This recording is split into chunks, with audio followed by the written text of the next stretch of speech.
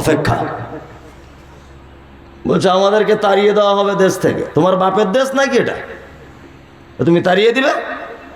তুমি তো চা বিক্রি করো, তুমি এই দেশের ইতিহাস জানো?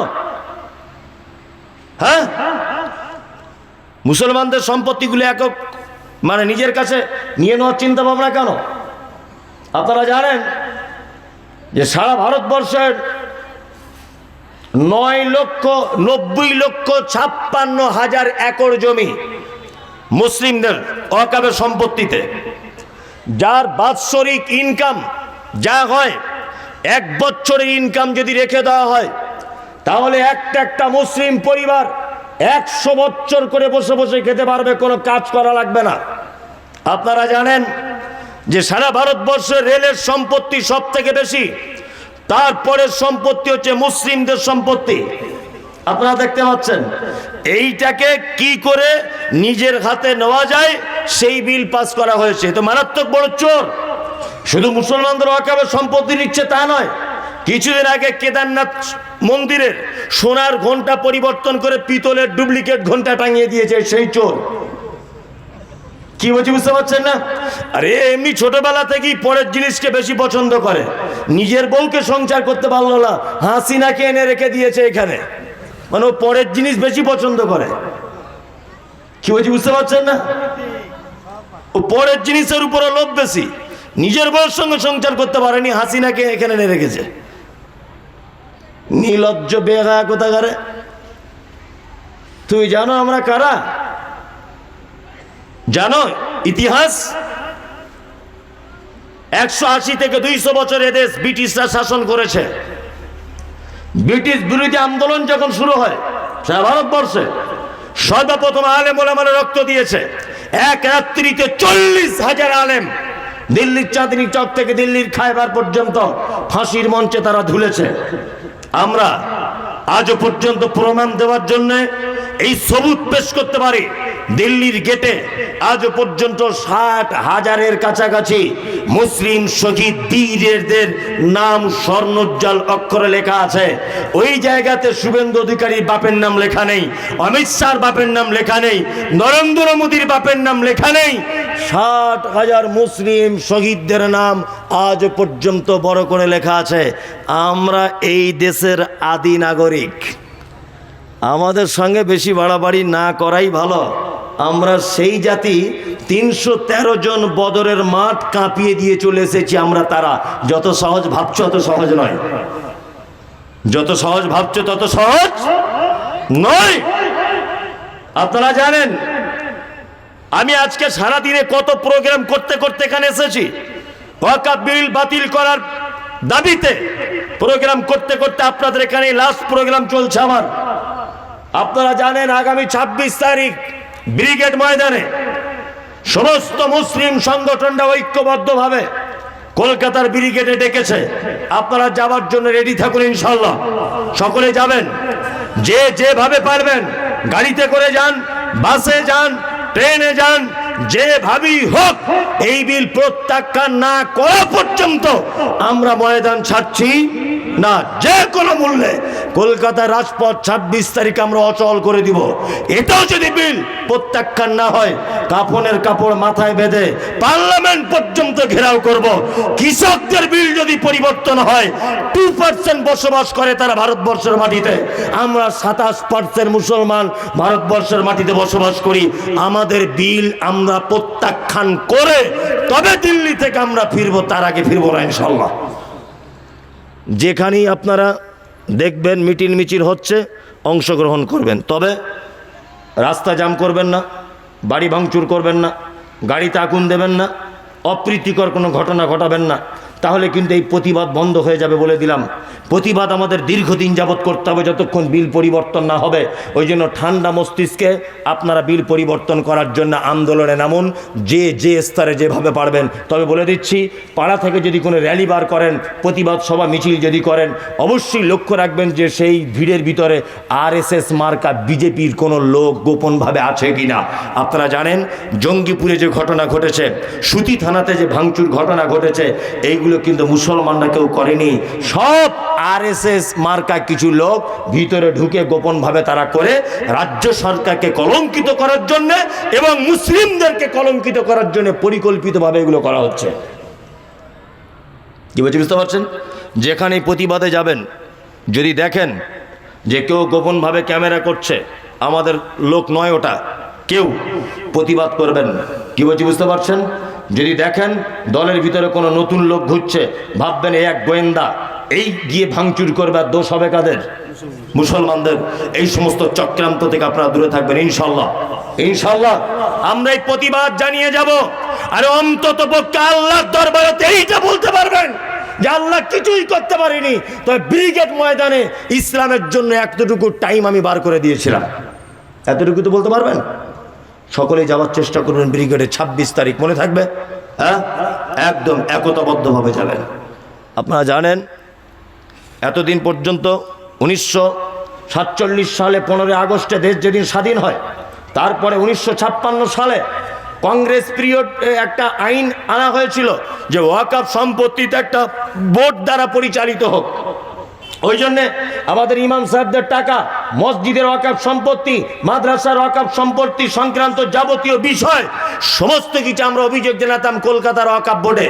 কিন্তু বর্তমান নরেন্দ্র মোদী সরকার যে বিল পাস করেছে, আর ওয়াকফ বোর্ড বলে কিছু থাকবে না, সমস্তটা সরকারি আধিকারিকদের হাতে চলে যাবে। এবং আপনার আব্বা মারা গেছে, কবরস্থানের দক্ষিণ দিকে না পূর্ব দিকে মাটি দেবেন, এইটা জানতে হবে কার কাছে? ডিএম এর কাছে। ডিস্ট্রিক্ট ম্যাজিস্ট্রেট যতক্ষণ না পর্যন্ত বলবে আপনার আব্বার কবর দিতে পারবেন না, আপনাদের মসজিদের ইমাম নির্বাচন করবে ডিস্ট্রিক্ট ম্যাজিস্ট্রেট। আর আপনি যে ঈদগাতে নামাজ পড়েন, এই ঈদগার ইমাম নির্বাচন করবে অমিত শাহ, তখন বড় বিপদ হয়ে যাবে। কি বলছি বুঝতে পারছেন? ওই জন্য আগে থেকে এই আন্দোলনে পিছপা হবেন না। যে যেখানে যেভাবে আন্দোলন করছে সেইভাবে আমরা আন্দোলনে ঝাঁপিয়ে পড়ব, তবে অন্য সম্প্রদায়ের ক্ষতি করে নয়। মাথায় রাখবেন এটা।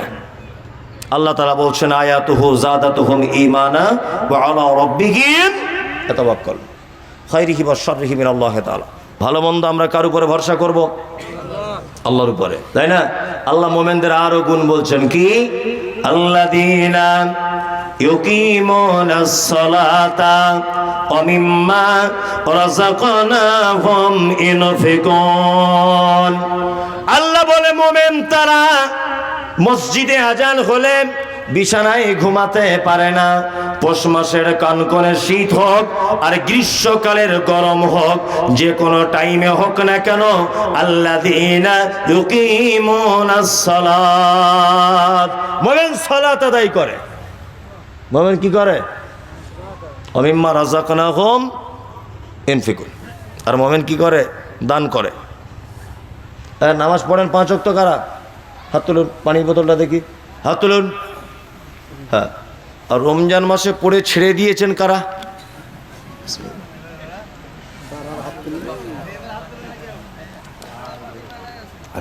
মেলায় রমজান মাসে পড়েছে, এখন আর পড়ে না। আর রমজান মাসে তো ফতোয়ার শেষ নেই, দেখে মনে হতো সব আল্লাহর বড় বড় একটা নাম করা ফেরেশতা। আমাদেরকে তো মেরে দিত, মানে আমরা তো সোশ্যাল মিডিয়ার লোক, শুধু ফোন করতো, হুজুর থুতু গিলে নিয়েছে, হবে হবে থুতু। দুপুরবেলা হুজুর, দুপুরবেলা শুয়েছিলাম, ঘুমাইয়ে পড়েছি, আমার বউ পাশে শুয়েছিল, মাঝখানে বালিশ দেওয়া ছিল, কিন্তু ওর গায়ে হাত উঠে গেছে, হবে? ওই লোকটা এখন দাঁড়িয়ে পেচ্ছাপ করছে, ওই লোকটাই বাস্তব না? যে লোকটা থুতু গিলে নিলে রোজা হবে কিনা ফতোয়া জিজ্ঞেস করতো, ও এখন দাঁড়িয়ে পেচ্ছাপ করে বর্তমানে, বাস্তব নয়? বাস্তব। রাত্রি এখন 1টা বাজে। যারা এখানে বসে আছেন আপনাদের কাছে বিনীত অনুরোধ যে আপনারা অন্তত পক্ষে সালাত আদায় করুন। কি বুঝি বুঝতে পারছেন? 5 ওয়াক্ত যারা সালাত আদায় করেন আলহামদুলিল্লাহ। আমাদের বর্তমান বাজারে 4 কোয়ালিটির নামাজি আছে। কয় কোয়ালিটির? 4 কোয়ালিটির। বলবো? বলি। 1, কিছু লোক আছে জোহরে যায়, আসরে যায়, মাগরিবে যায় না, এশায় দোকান বন্ধ করে, ফজরে ঘুম ভাঙে না। এরকম লোক আছে না? 2 ওয়াক্ত যায়, 4 ওয়াক্ত যায় না, এরকম লোক। হ্যাঁ, আর এক কোয়ালিটির লোক আছে শুধু জুম্মার দিনে যায়। আবার জুম্মার দিনে শুধু যায় না, এবং সাদা পাঞ্জাবি পরে যাবে, সেন্ট মেরে মনে হচ্ছে আব্দুল কাদের জেলানি ঢুকছে মসজিদে। আর একটা লোক আছে 2 ঈদে যায়, আছে না? আর এক কোয়ালিটির লোক আছে 5 ওয়াক্ত পড়ে, তবে কিছু বুঝে না, ওই এমনিতেই চালায়। চাচা ক বছর নামাজ পড়ছো বাপ? বলছে 30 বছর হবে মনি সাহেব। আত্মাইয়াতটা বলো তো? বলছি ওটা জানি না হুজুর। আচ্ছা আচ্ছা আচ্ছা। বায়দ বাইনিটা? বলছি ওটা জানি না। আচ্ছা আচ্ছা আচ্ছা আচ্ছা। আচ্ছা ওই তাহলে সূরা ফাতিহাটা? বলছি একটু আধটু জানি। আচ্ছা আচ্ছা। তখন বলছে কানে কম শুনি তো বাপ, চোখে কম দেখি, এত বড় বড় দোয়াকে আর মুখস্থ করা যায়? ওকে 4 আনা কম দিবেন, বুঝতে পেরে যাবে। ও বলছে যে চোখে কম দেখি, তা 20 টাকার নোট 100 টাকা বলে দেন, ও ঠিক ধরে ফেলবে। আপনি ওইখানে ওর বিরুদ্ধে কথা বলুন, এইখান থেকে শুনতে পেয়ে যাবে। ভালো কথা শুনতে পায় না। কি বলছি বুঝতে পারছেন না? আচ্ছা, যে লোকটা বলল আমি কোনো দোয়া জানি না, যে লোকটা বলল কি কোনো দোয়া জানি না, ও আবার দেখবেন আল্লাহু আকবার, রুকুতে গিয়ে আমি বলছি চাচা তুমি যে দোয়া জানো না, তা ঠোঁটগুলো লাটছে কেন? মানে আর এক চিটারে। কি বলছি বুঝতে পারছেন না?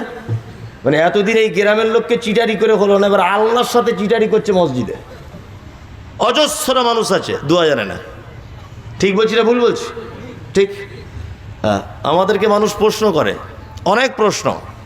কিছু মানুষ আছে আবার তাদের ভোল্টেজ বেশি, রুকুতে সেজদায় যখন যায় পাগুলো এইভাবে রাখতে হয় না, এইভাবে ফাঁক করে না জমা করে? জমা করে।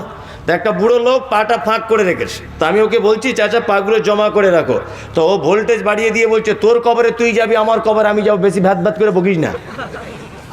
মানে বলতে গেলেও দোষ। আমি ছাত্র জীবন থেকে বক্তা। আমি যখন লালগোলা এলাকায় প্রথম জলসা করতে এসেছি, তখন আমার দাড়ি সবে উঠছে, আমার আজও মনে আছে, দাড়ি সবে উঠছে। আমার দাড়ি এখন ভিতরে ভিতরে দুটো একটা পেকে গেছে। তা আমার এতদিনের জলসার অভিজ্ঞতায় যেখানেই যায় মানুষ কেউ না কেউ প্রশ্ন করে। এই যেমন এখানে একজন করেছে, নদিয়াতে একজন প্রশ্ন করছে আমাকে। কি প্রশ্ন? হুজুর আপনারা বলেন কাঁধে 2জন ফেরেশতা থাকে, তা আমার জানতে ইচ্ছা করছে তাদের খাতাগুলো কোথায় থাকে, তারা যে লেখে খাতা কোথায় থাকে? তোর বাপের মাথায় থাকে। শালা বদমায়েশ কোথাকার, এটা জেনে তোর লাভ কি? এটা জেনে তোর লাভ কি? এটা তো ঈমানের বিষয়, তাই না? আমি এখানে এসে প্রায় আধ ঘন্টার কাছাকাছি হবে নাকি মসজিদে বসেছিলাম, আধ ঘন্টার কাছাকাছি মসজিদে বসেছিলাম। একটা লোককে প্রশ্ন করতে দেখলাম না হুজুর। মোবাইলে খুব আপনার বক্তব্য শুনি।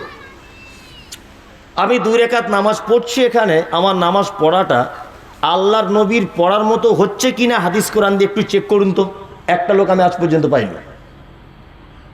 মৌলভী সাহেব আপনি তো এসেছেন, আমি সূরা ফাতিহাটা বলছি, আমার ফাতিহাটা হচ্ছে কিনা একটু চেক করে দেখুন না। মানে ও নিজের ভুল সংশোধন করবে না, মৌলভী সাহেবদের প্রশ্ন করে কি করে গেঁড়া কলে ফেলা যায় সেই ধান্দায় ঘুরছে। কি বলছি বুঝতে পারছেন না?